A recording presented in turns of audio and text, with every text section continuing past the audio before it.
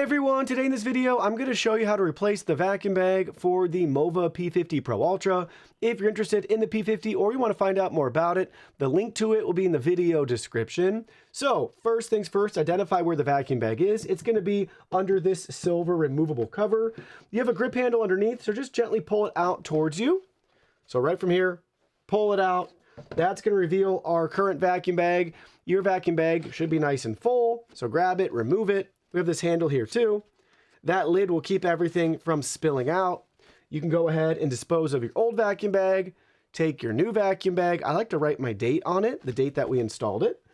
And then we go ahead and just line it back up, gently press it into place, just like so.